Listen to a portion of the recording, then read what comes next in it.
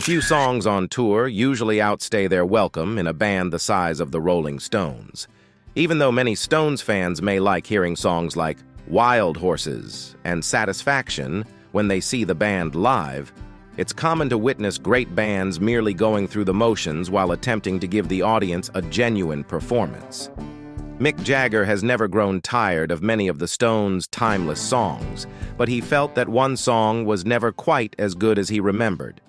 However, the notion that the group could become internationally recognized songwriters was discovered almost by accident.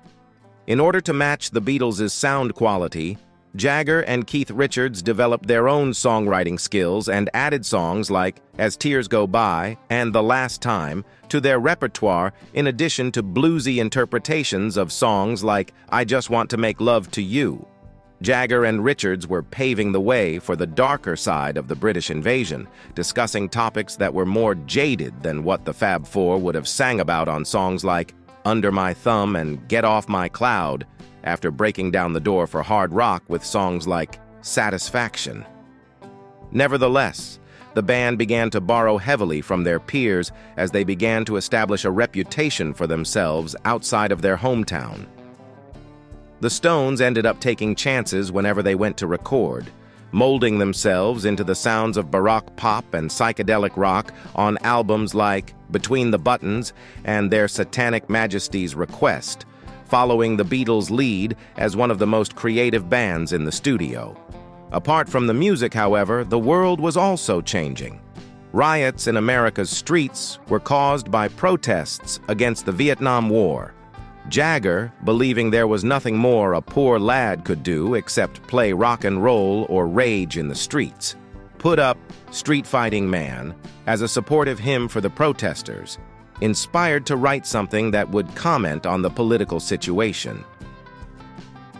Jagger would soon begin to lose love with the song as well, even though it would go on to become a huge smash for the band upon release.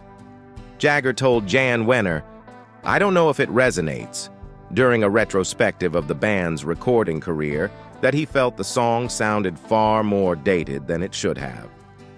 "I'm not sure if we should actually play it. Though I'm not sure if it has any relevance to the modern era, I was convinced to include it in this trip because it seemed to fit in."